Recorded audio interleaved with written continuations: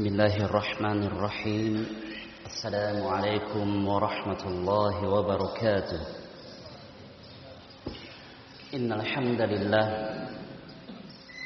nahmaduhu wa nasta'inuhu wa nastaghfiruh wa na'udzu billahi min shururi anfusina wa sayyiati a'malina. Man yahdihillahu fala mudilla lahu ومن يضلل فلا هادي له أشهد أن لا إله إلا الله وحده لا شريك له وأشهد أن محمدا عبده ورسوله يا أيها الناس اتقوا ربكم الذي خلقكم من نفس واحدة وخلق منها زوجها وبث منهما رجالا كثيرا ونساء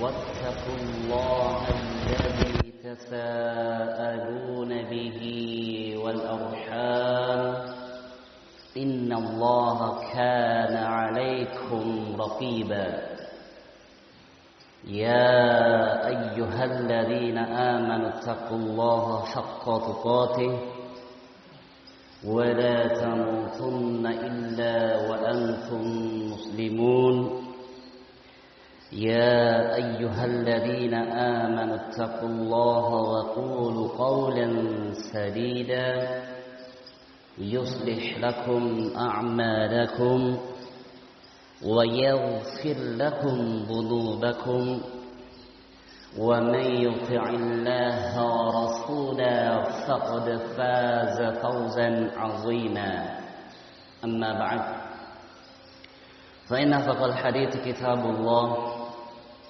وخير الهدي هدي محمد صلى الله عليه وعلى آله وسلم وشر الأمور محدثاتها فإن كل محدثة بدعة وكل بدعة ضلالة وكل ضلالة في النار. أيها الهادرون jemaah salat subuh yang sama-sama berbahagia. Alhamdulillah, kita bersyukur kepada Allah Subhanahu wa taala pada kesempatan kali ini kita diberikan kemudahan, keberkahan oleh Allah untuk senantiasa kita berada di majelis ilmu, dan kita bersyukur kepada Allah Subhanahu wa taala karena kenikmatan ilmu yang kalau kita ingin menghitung dan mencarinya, maka ilmu itu sangat luas sekali. Oleh sebab itu, dalam rangkaian majelis ilmu, di dalamnya ada nasihat dan ada wasiat, ada peringatan. Memberikan peringatan kepada orang yang lalai, memberikan nasihat kepada orang-orang yang lalai, ataupun mengingatkan kepada kebaikan.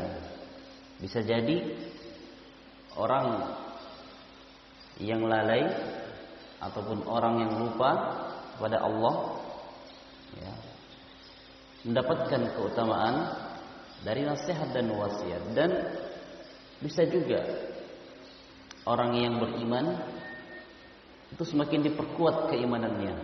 Orang yang semangat semakin dipertajam semangatnya dengan adanya majelis ilmu. Wa dzakir fa inna dzikra tanfa'ul mu'minin. Dan saling memberikanlah kalian peringatan, karena dengan itu sangat bermanfaat bagi orang-orang yang beriman. Orang yang telah beriman, tatkala ada yang memberikan nasihat, ada yang mengingatkan, maka semakin mantap keimanannya, semakin kuat pengamalannya, kecintaannya kepada Allah Subhanahu wa taala.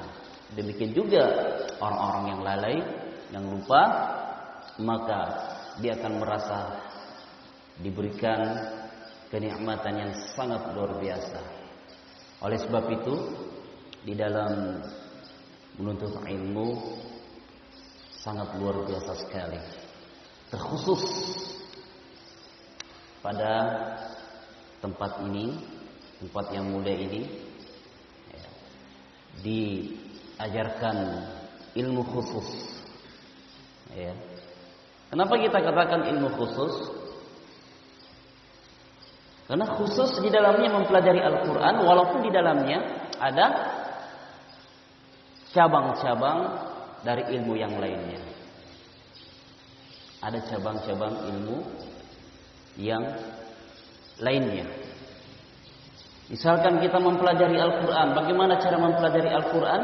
Karena petunjuknya di dalam agama kita sudah jelas. Sudah jelas petunjuk di dalam agama kita.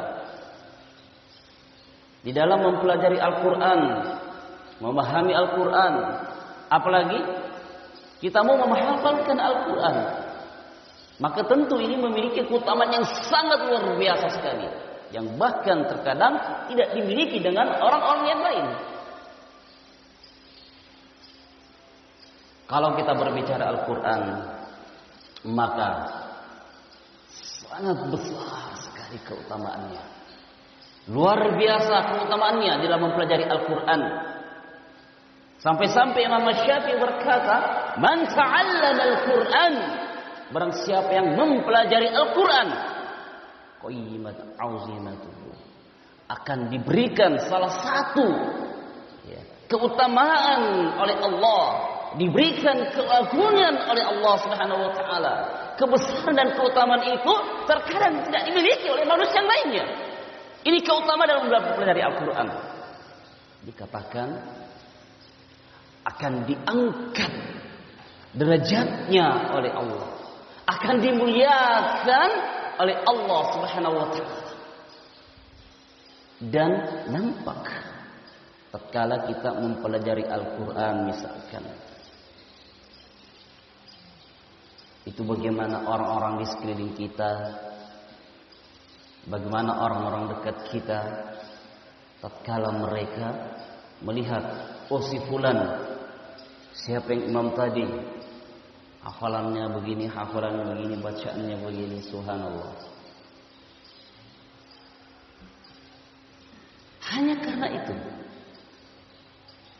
dia bisa dimuliakan oleh Allah Subhanahu wa taala. Oleh sebab itu, di dalam mempelajari Al-Quran, maka hendaknya kita bersungguh-sungguh. Kalau kita berbicara tentang keutamaan Al-Quran, maka itu sangat luar biasa sekali keutamaan di dalamnya. Selain diangkat derajatnya oleh Allah Subhanahu wa taala, maka dia akan menjadi berkah dimanapun dia berada. Dia akan menjadi berkah dimanapun berada. Oleh karenanya diperintahkan kita untuk senantiasa mengkaji, menggali dan menggali bagaimana mempelajari Al-Quran. Mulai dari cara kita di dalam membacanya, yang tentu sudah dipelajari, sudah diketahui, ya, apa-apa saja yang berkaitan dengan Al-Quran. Mempelajari ilmu Al-Quran, sebagian ulama mengatakan adalah hukumnya sunnah. Sebagian mengatakan adalah hukumnya boleh. Sebagian dari kalangan ahli fikih, sebagian besar ahli fikih, di dalam mempelajari Al-Quran, terkhusus qiraatnya, bacaannya, mayoritas para ulama mengatakan boleh atau bahkan sunnah. Tetapi kalau dari kalangan para ahlul qurra dipertanyakan bagaimana kefiatnya orang yang mempelajari Al-Quran, maka sebagian besar di antara mereka mengatakan hukumnya adalah wajib. Sebagian besar itu ditinjau dari sisi apa? Orang yang menekuni di dalamnya. Tetapi kita tidak mengambil penekanan yang harus menekankan yang lebih daripada itu.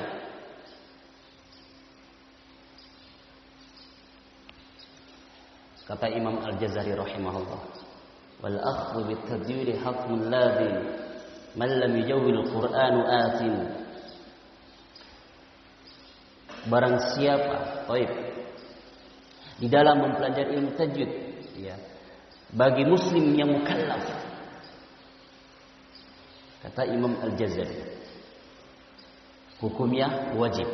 Perbedaannya ya, ini perbedaan yang mengatakannya. Ini ada rinciannya. Tidak serta-merta dikatakan langsung ini hukumnya seperti itu, tidak. Menunjukkan bahwasanya penekanan bagaimana seorang itu betul-betul harus mendalami dan mempelajari tatkala mereka mau mengarungi bagaimana ilmu Al-Quran itu. Penekanan di dalamnya. Memiliki kekuatan, memiliki mujahadah, memiliki perjuangan demi perjuangan untuk mendapatkan bagaimana kaidahnya, bagaimana keutamaannya dalam mempelajari Al-Quran. Sehingga ada penekanan dikatakan wal akhdhu bit tajwid hadin. Mempelajari ilmu tajwid itu dikatakan sebagian hukumnya wajib. Ya. Tetapi kalau dikatakan oleh para alim ulama dari kalangan ahli fikih, ahli hadis, tidak sampai ke sana derajatnya. Ya, boleh ataupun sunnah. Tetapi gambarannya apa? Hanya gambaran dikatakan kita agar senantiasa selamat. Taib, agar kita senantiasa semangat di dalam mempelajarinya. Luar biasa sekali. Kalau di antara adik-adik sekalian yang sekarang mereka mempelajari, orang yang membutuhkan di luar sana 100-200 orang yang mempelajari Al-Quran, tatkala mereka dibutuhkan oleh umat, maka 100-200 tidak mencukupi untuk memberikan bimbingan kepada mereka mempelajari Al-Quran. Oleh karena itu jangan sia-siakan di dalam mempelajari Al-Quran. Jangan disia-siakan. Pelajari kefiatnya dengan benar, dalami tuntunannya dengan benar, sehingga apa? Kita mampu menerapkan apa yang kita dapatkan dalam ilmu kita. Di dalam Al-Quran dikatakan warattilil Qur'ana tartila. Bacalah Al-Quran itu dengan apa? Tartil. Tartil ini maknanya bisa luas, mencakup kefiat-kefiatnya, dasar-dasarnya, pondasinya. Apa pondasinya? Di dalam mempelajari Al-Quran, pondasi utama. Pondasi utamanya adalah wajibun alaihim muhattamu qabla syuru'in awwalan an ya'lamu makharij al-huruf was-sifati liyalfidhu bi afsahil lughati. Siapa yang berkata itu? Perkataannya siapa tadi? Imam Al-Jazari. Ya, kita mau sedikit ya, karena alhamdulillah subhanallah, ya kebetulan sini kan khusus mempelajari ilmu Al-Quran. Ya. Orang yang mempelajari Al-Quran harus kenal Imam Al-Jazari. Siapa Imam Al-Jazari? Ulama Al-Qurra dari Syria. Ya. Ulama besarnya ahli qiraah, ahli Quran. Jadi tidak ada yang boleh tidak asing dengan nama itu. Ya, tidak ada yang boleh asing dengan nama itu. Ulama besarnya dalam qiraah. Ya. Hidupnya dekat dengan jaraknya hidupnya Ibnu Taimiyah rahimahullah. sekitar tahun 1340-an. Itu Imam Al-Jazari. Sehingga apa? Kitabnya masyhur, dijadikan panduan keseluruhannya oleh para imam-imam setelahnya.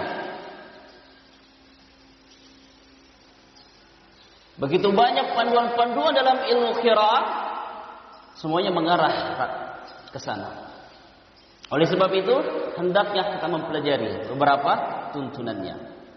Beliau rahimahullah mengatakan, "Idh wajibun 'alaihim muhattam." Dikat penekanan di dalamnya diwajibkan bagi mereka orang-orang yang mempelajari Al-Quran, yang mau memahami Al-Quran sebelum mempelajari yang lainnya, memahami yang lainnya, mendalami yang lainnya, maka ditekankan kepadanya pelajari terlebih dahulu makhariyal hurufi was-sifati liyalfiru bi afsahil lughati. Penekanan di situ. Imam Al-Jazari tidak mengatakan pelajari terlebih dahulu iramanya, pelajari terlebih dahulu lagunya. Tidak. Bukan berarti itu tidak baik. Bagus. Tetapi terlebih dahulu pelajari ini dulu. Sebelum masuk pada jenjang yang lainnya, maka harus ada penekanan. Pelajari dalami terlebih dahulu tempat keluarnya huruf. Sinkronkan dengan sifatnya. Tatkala dia keluar, maka sinkronkan sifatnya seperti apa. Setelah kita mampu memahami bagaimana tempat keluarnya, sifatnya, barulah dikatakan bi afsahil lughati. Baca dengan bahasa yang jelas. Biluhunil arabi. Bahasa dengan yang jelas. Kalimat yang jelas, yang fasih, yang bukan berlebihan. Ini keutamaan. Oleh sebab itu, sebagai calon-calon para duat, sebagai calon-calon yang akan menyebarkan syiarnya Al-Quran, maka hendaknya memahami terlebih dahulu, memantapkan terlebih dahulu apa yang disebutkan oleh beliau rahimahullah. Apa yang disebutkan oleh beliau rahimahullah. Dan kita harus banyak latihan ikhwas sekalian. Ilmu Al-Quran berbeda ilmu bahasa Arab. Ilmu Al-Quran berbeda dengan ilmu-ilmu yang lainnya. Ya. Karena tidak hanya butuh dengan pemahaman, bukan hanya sekedar hafalan. Tatkala kita mempelajari, mendalami Al-Quran,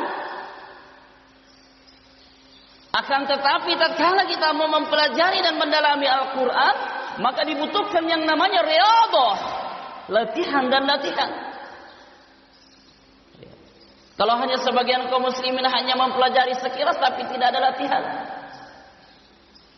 maka dia tidak akan bisa mendapatkan hasil yang maksimal daripada apa yang dia lakukan. Kita tidak ada bedanya orang yang mempelajari dan tidak mempelajarinya. Laisa bainahu wa baina khalqihi illa riyadhatun ri'in bi kaffihi. Tidak ada perbedaannya nantinya di situ. Orang yang mempelajari Al-Quran dan orang-orang yang tidak belajar Al-Quran, tidak ada bedanya. Walaupun kita hanya mempelajari teorinya, menekankan teorinya seperti itu, kita tidak ada bedanya dengan orang-orang yang di luar yang tidak belajar ilmu Al-Quran. Kenapa? Latihannya kurang. Ya, latihannya kurang. Sehingga Imam Al-Jazari menekankan illa riyadhatun ri'in bikaffihi. Maka penekanannya ada pada riyadhah, latihan dan latihan. Apa yang dipelajari, latih. Dapat ilmunya, latih. Dilatih terus. Sehingga kita apa? Sehingga mampu mungkin mengucapkannya dengan baik dan benar. Bi afsahil lughati, dengan bahasa, dengan lisan, bil luhunil arabi. Benar-benar mampu keluar mengucapkan dengan lisannya orang Arab. Oleh sebab itu, para adik-adikku sekalian, ada sedikit beberapa poin yang ingin kita sampaikan sebagai motivasi, ya, sebagai menggugah untuk semangat terus dalam belajar, ya, memperbaiki, ya, di dalam mendalami ilmu Al-Quran.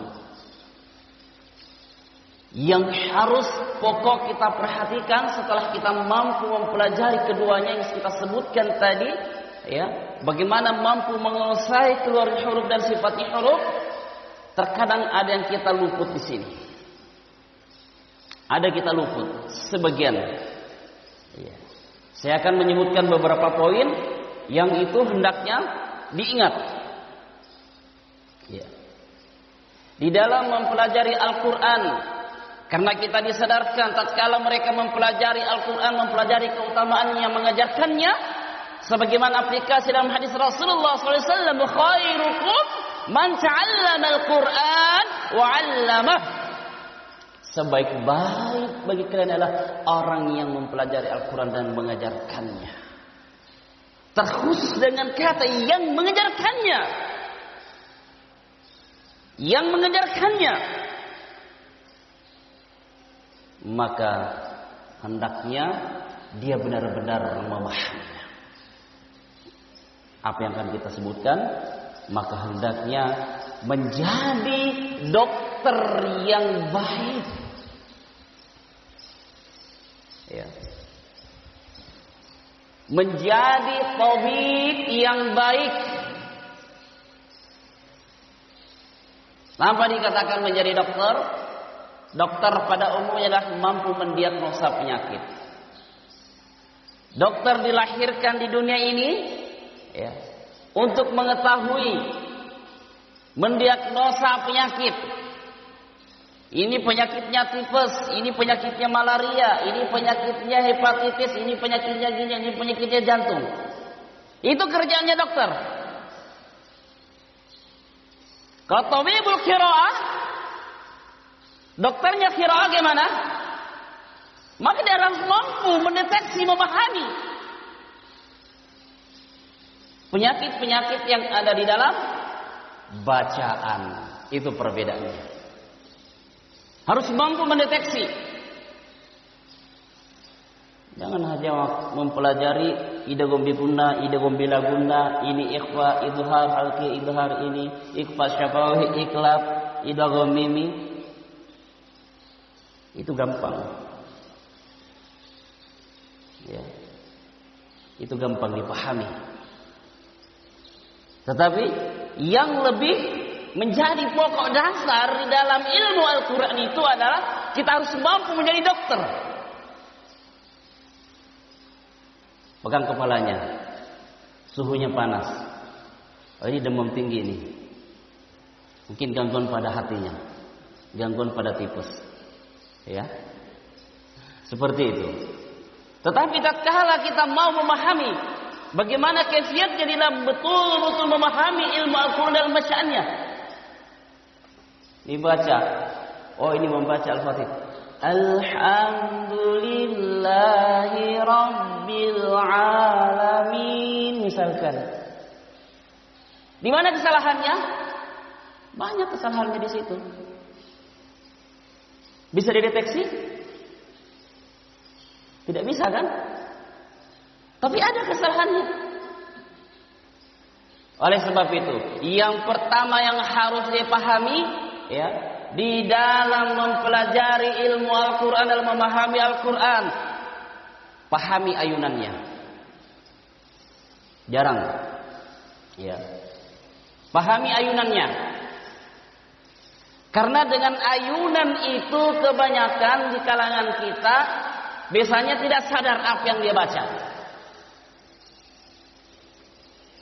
Harusnya dikatakan satu ketukan bisa jadi dua atau lebih. Dalam ilmu tajwid bacaan kita, dua harokat atau dua ketukan itu yang banyak bermasalah. Satu ketukan, dua ketukan yang banyak bermasalah. Yang mau 4, 5, 5, 6 itu tidak dipermasalahkan. Mau jais, mau fasil, itu tidak pernah dipermasalahkan. Ya, ini ketukan namanya ayunan.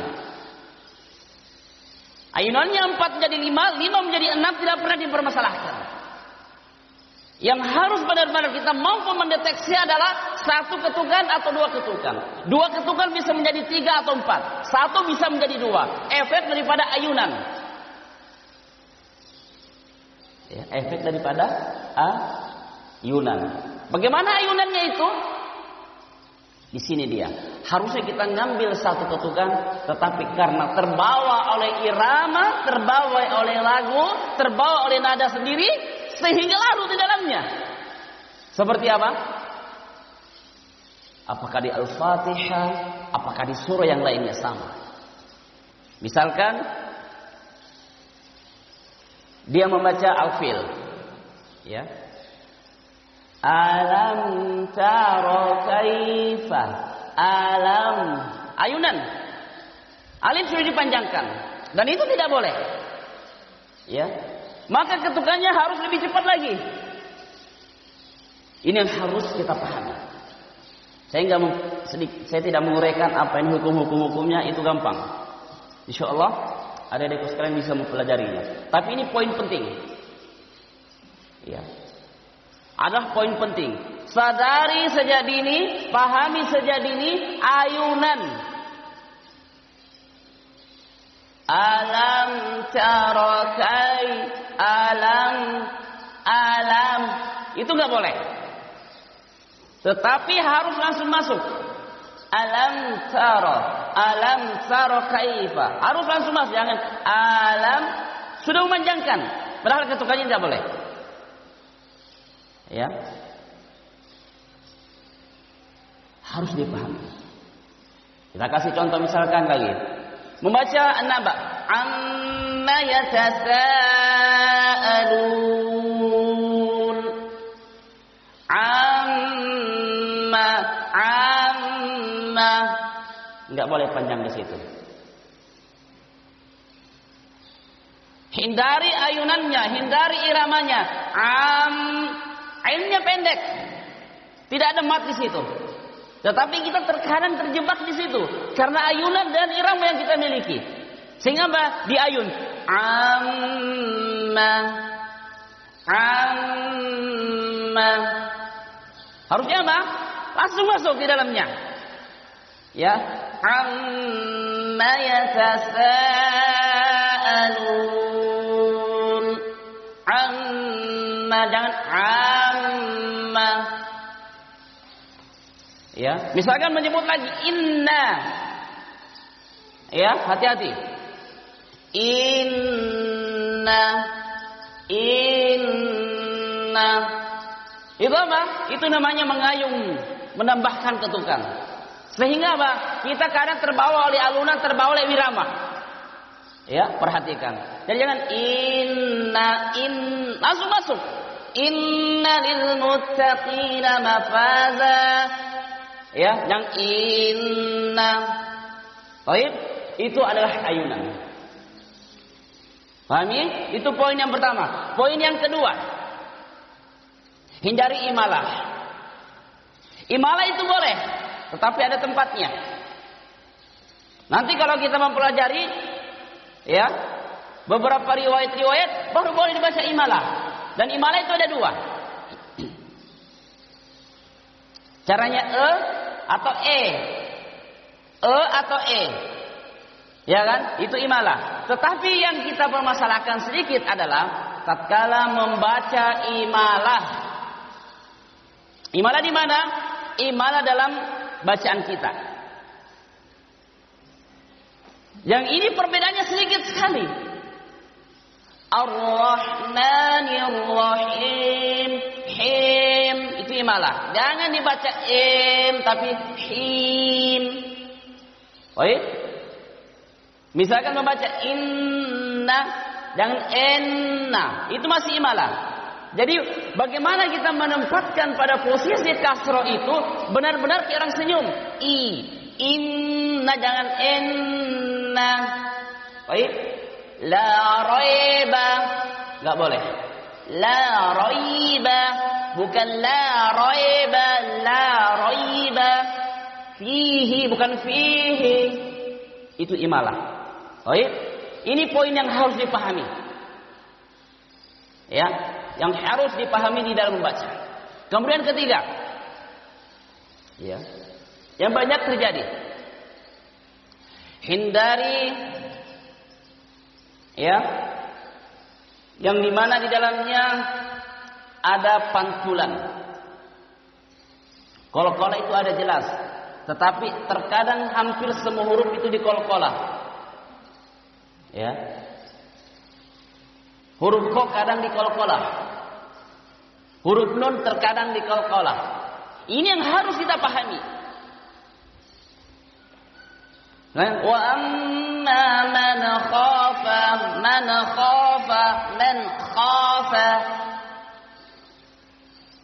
Jangan memantulkan huruf-huruf. Ini juga banyak terjadi.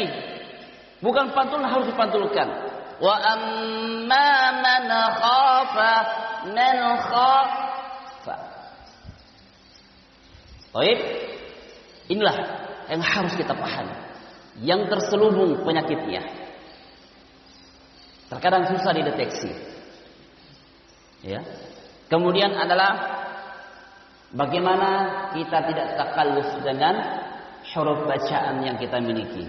Terkadang kita mau fasih, terkadang kita mau jelas bacaannya, hurufnya lebih jelas, kita berlebihan di dalamnya. Nah, ini nggak boleh. Ya, kata Imam Al-Jazari tidak boleh berlebihan dalam penyebutannya. Ya, jadi jangan berlebihan.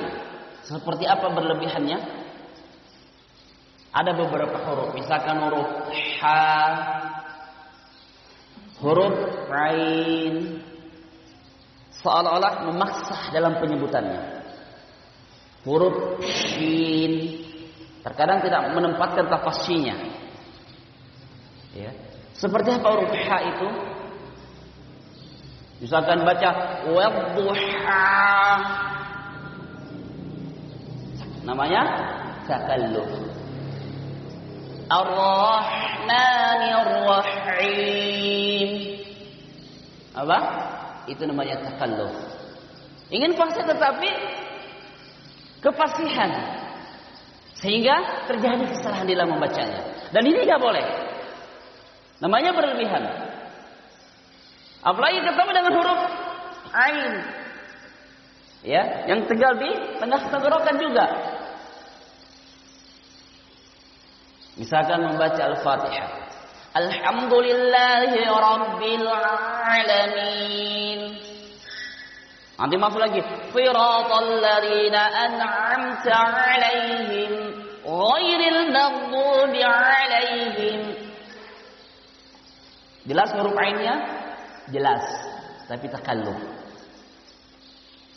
Ya, tapi takalluf berlebihan. Dan ini adik-adik sekalian yang harus dijaga. Standar kita membacanya. Jangan berlebihan. Kapan kita berlebihan, maka akan terjadi kesalahan. Seperti huruf shin, sama. Juga berlebihan. Berlebihan tafasyinya. Ini akan bisa merubah bacaan. Ya, misalkan wasyamsi, terlalu berlebihan. Wasyamsi. Ya. Ini yang harus dijaga. Jangan sampai kita berlebihan di dalam pengucapannya. Yang paling banyak terjadi dalam bacaan kita yang sulit dideteksi ada pada ini. Di mana bentuk takallufnya? Berlebihannya ada pada huruf ini, ya. Dan beberapa huruf-huruf yang lainnya. Kita menekankan agar benar-benar mampu mereka melafalkannya. Bukan berarti kita takalluf dalam menekankan, mengajarkannya, tidak. Menekankan untuk melatih dan melatih, ya, supaya terdapat mampu memasukkan, mampu meresapi, mampu menjiwai, mampu menemukan format-format yang ada dalam bacaannya. Ini yang kita inginkan. Baik. Kemudian bacaan yang terkadang juga susah kita deteksi adalah panjang yang dua ketukan. Ini hati-hati. 2, kebanyakan lari ke 3. Ya, walaupun kesalahan itu tidak terlalu dipermasalahkan, tetapi dari sisi estetikanya, kecantikannya, istilahnya dalam bacaannya, kefiyatnya, maka itu bisa bermasalah. Misalnya kita baca Rabbil Alamin, lebih daripada 2. Rabbil Alamin, itu nggak boleh. Iyyaka na'budu wa iyyaka nasta'in. Kadang kita nggak sadar, itu lebih dari 2. Baik. Harus kita benar-benar mampu menjadi dokter yang baik. Ya. Tidak sekedar kita mampu memahami, menghafalkan teorinya, ya, apalagi mampu menghafalkan matanya Manzum Al-Jazari. Kapan mampu menghafalkan matanya Al-Jazari, mampu memahami isinya, memahami kandungannya, menyelami kandungannya, maka apa yang kita pahami, apa yang kita hafalkan tersebut harus sesuai lisan yang keluar dari lisan kita, apa yang terkandung dalam Manzum Al-Jazari. Harus sesuai. Bagaimana sesuainya?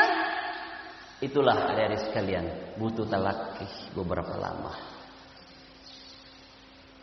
Ada orang 1 huruf itu berbulan-bulan gak selesai-selesai. 2 huruf, 3 huruf tertentu tidak selesai dalam mempelajarinya. Harus banyak talaqih dengan gurunya. Selesaikan dengan guru yang satu. Jangan pindah-pindah dulu. Ya, mungkinkan. Kalau kita hanya mau kejar hafalan itu mudah. Apalagi umur-umur yang sangat luar biasa segar sekali.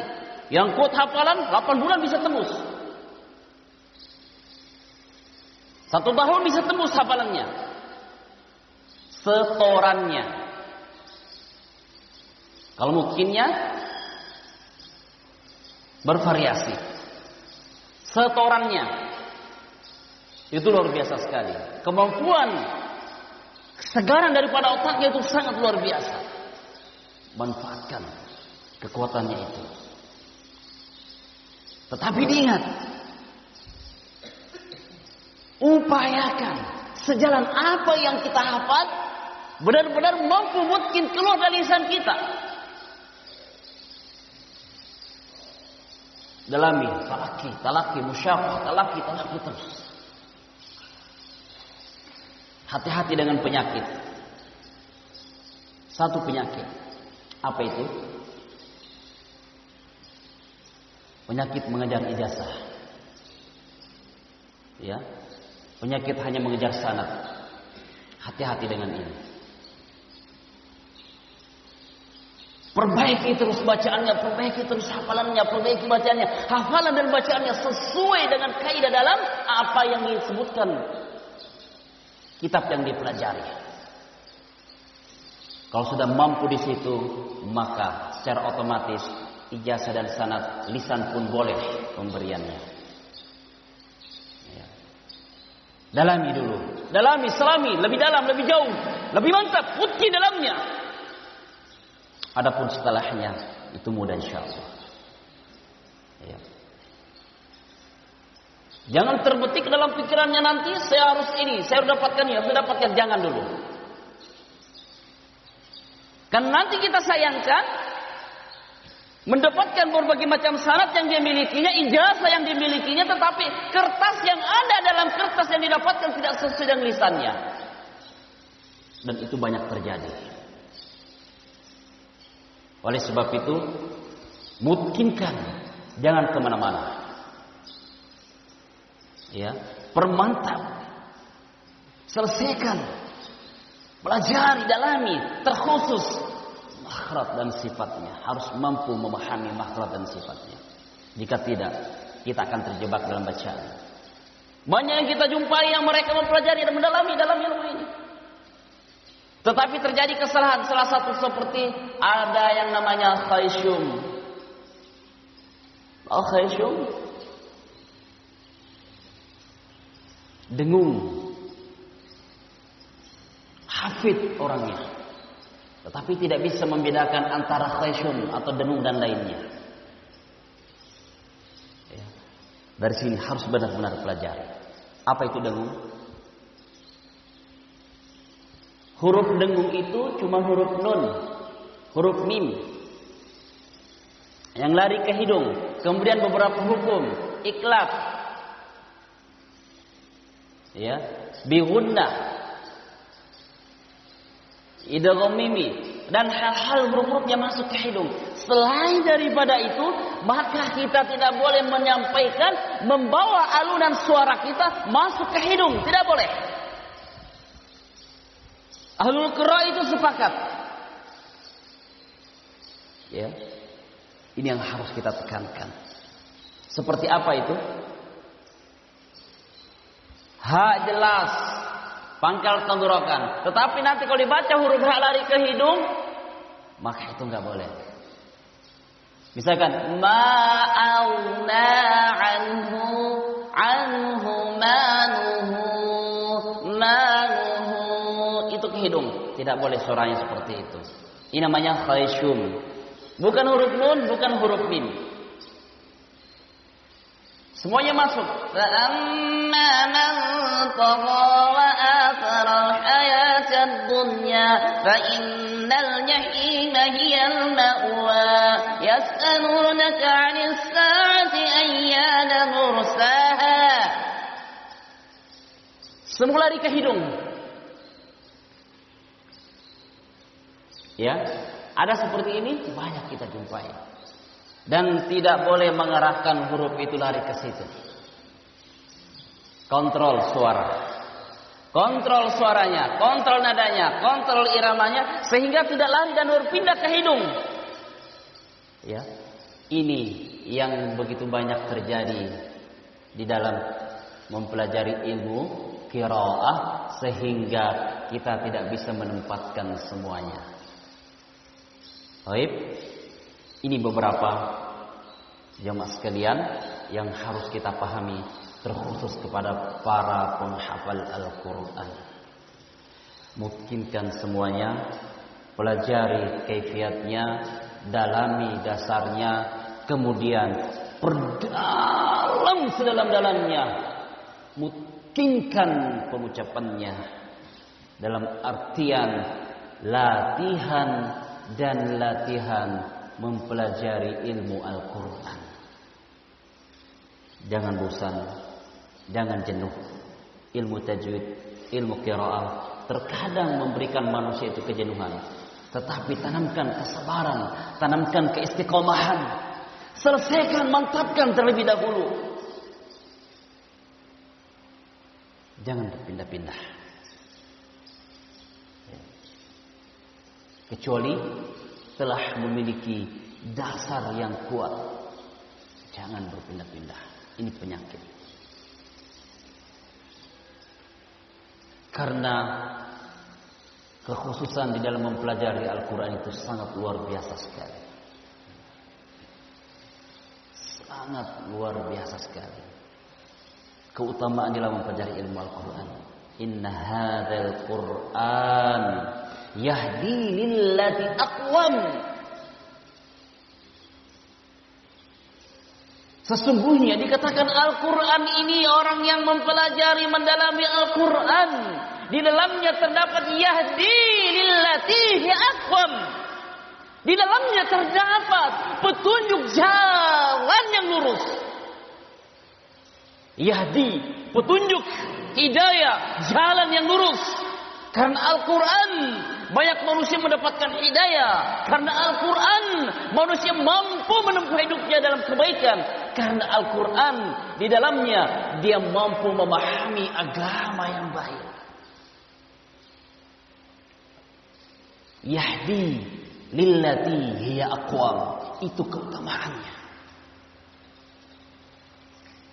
Jadi harus diperhatikan. Pelajari dan dalami Al-Quran. Antum-antum semua yang mempelajari Al-Quran tatkala kembali ke kampung halamannya, tatkala kembali ke tempatnya, ke asalnya, mampu bermanfaat bagi manusia, luar biasa sekali. Betapa hebat manusia mempertentangkan pemahaman yang ada dalam sunnah. Betapa hebat manusia mempertentangkan permasalahan di dalam masalah tauhid. Tatkala kita mampu mengejarkan yang membedakan antara syirik dan bid'ah. Tetapi kalau mempelajari Al-Quran dan dia nampak bahwasanya dia benar-benar dikatakan mudah didengar, bacaannya enak didengar, hafalannya banyak, maka sehebat-hebatnya pertentangan ini jamaah sekalian, dia akan menjadi kawan sejatinya di saat nanti. Walaupun dari sisi lain kita ada pertentangan, tapi tatkala mereka mampu benar-benar memahami Al-Quran, memperbaiki semuanya, karena Al-Quran ini dia diangkat derajatnya oleh Allah Subhanahu wa taala. Dia diangkat derajatnya oleh Allah Subhanahu wa taala. Dapat dibayangkan jika kita membayangkan bahwasanya jika setiap orang yang mempelajari Al-Quran, mendalami Al-Quran, dia hampir semua berada di satu titik masjid rumah-rumah Allah Subhanahu wa taala, di mana dia mendalami tauhid, menegakkan sunnah, tatkala dia menegakkan Al-Quran di tempat dia berada, maka subhanallah luar biasa, dakwah di situ bisa tegak. Dakwah di muka bumi ini bisa tegak hanya karena berdasarkan Al-Quran yang dipelajari, Al-Quran yang didalami. Bagaimana semangatnya orang-orang mau mempelajari Al-Quran? Bisa dibayangkan kalau yang kesemuanya ini, satu rumah Allah, masjid Allah yang satu, masjid Allah yang satu, dia berada di sana sebagai imam misalkan, itu sudah jelas kuat wasilah jalannya dakwah. Wasilah jalannya dakwah kita. Oleh karenanya sekali lagi dalami Al-Quran. Dan sebaik-baik orang yang mempelajari Al-Quran itu adalah yang mampu mengamalkan. Ya, mampu mengamalkan Al-Quran. Karena apa? Yang dikatakan ahlul Quran itu adalah yang mampu memahami, yang mampu mengamalkan kandungan di dalam Al-Quran. Itulah orang yang terbaik dalam Al-Quran. Jika ditinjau dari sisi kefiatnya adalah orang yang mampu mentajwidkan Al-Quran. Dua tinjauannya. Jika ada yang bertanya siapa yang dikatakan ahlul Quran, maka jawabannya ahlul Quran itulah orang yang mampu mengamalkan kandungan dalam Al-Quran. Jika ada yang bertanya bagaimana kefiatnya di dalam Al-Quran, maka adalah orang yang mampu mentajwidkan Al-Quran dalam bacaannya, mampu mentajwidkannya. Karena kandungan yang terbesar di dalamnya apa? Tauhid. Dan ini adalah semulia-mulia dakwah.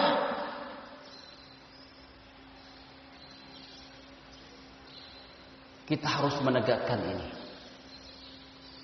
Selain kita menegakkan keutamaan Al-Quran, kefiatnya dalam Al-Quran, maka pondasi utama juga yang harus kita miliki adalah menegakkan tauhid. Betapa banyak penghafal Al-Quran, betapa banyak orang yang mampu mengucapkan lafal-lafalnya Al-Quran dengan baik dan benar, tetapi hancur amalannya, hancur ibadahnya. Mereka melakukan kesyirikan, mereka melakukan bid'ah dalam agamanya. Jika ditanya bacaannya seperti apa, jangan ditanyakan keindahan bacaannya dan baiknya bacaannya. Oleh sebab itu, kita datang, kita hadir di tengah-tengah umat. Kita datang, kita hadir di tengah-tengah umat.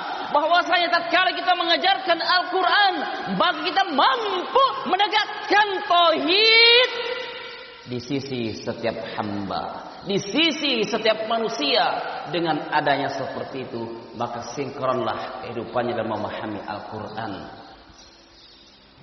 Sehebat-hebatnya mereka menghafal Al-Quran, sehebat-hebatnya mereka memahami membaca Al-Quran, sehebat-hebatnya mereka menghafal Al-Quran, menghafal hadis, menghafal fikih dan lain-lainnya. Namun tatkala dia terjerumus dalam bid'ah, terjerumus dalam perkara kesyirikan, maka apa yang terjadi? Hancur seluruh amalan yang dia milikinya. Karena penentu utama di dalam kehidupan kita ini adalah tauhid. Oleh karenanya, adik-adikku sekalian yang betul-betul mempelajari Al-Quran, mengamalkan Al-Quran, mau menegakkan Al-Quran, maka tegakkan tauhid pada orang yang belajar Al-Quran. Dan wasilah pengantar untuk menegakkan itu adalah kemampuan kita di dalam memahami kaifiatnya Al-Quran.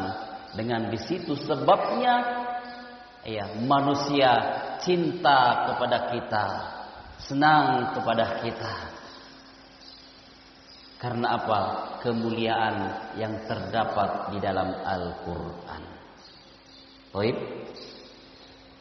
saya kira ini sedikit beberapa gambaran yang dapat kami sampaikan.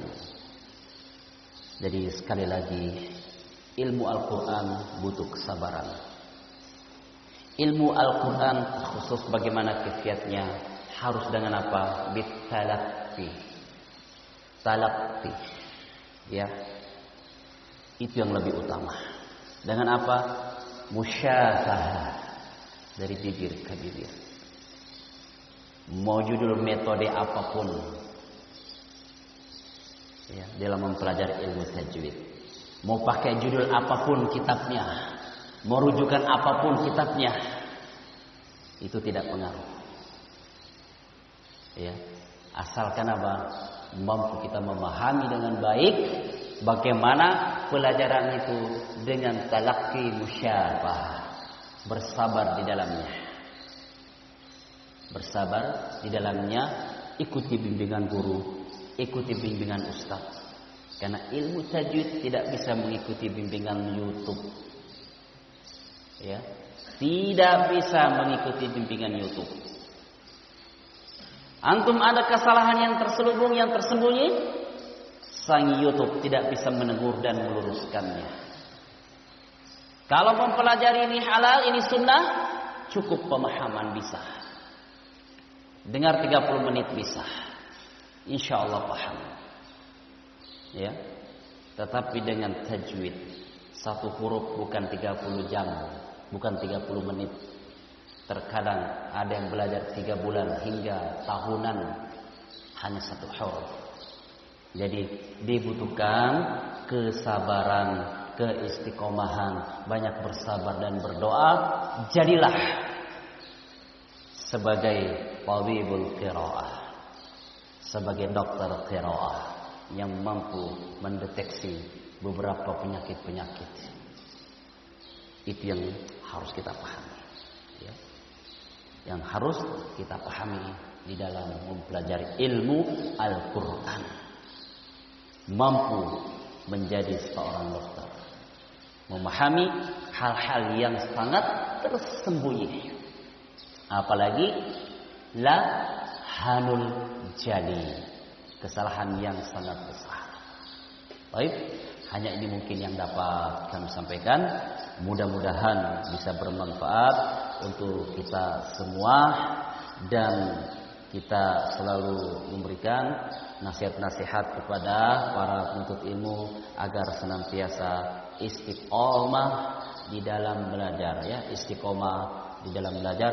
Mudah-mudahan perjumpaan kita pada kesempatan pagi ini senantiasa mendapatkan keberkahan dari Allah, kemuliaan dari Allah Subhanahu wa taala, sehingga kita semuanya diberikan kemudahan di dalam mempelajari agama yang diturunkan ke permukaan bumi ini, terkhusus kitab Allah Subhanahu wa taala, yakni Al-Qur'anul Karim. Mohon maaf atas segala kekurangannya. Mudah-mudahan bisa bermanfaat bagi kita semuanya. Jika ada kesalahan itu datang dari kami pribadi. Mohon maaf yang sebesar-besarnya jika ada hal-hal yang sedikit kurang berkenan di hati adik-adikku sekalian dan saudara-saudara kalian.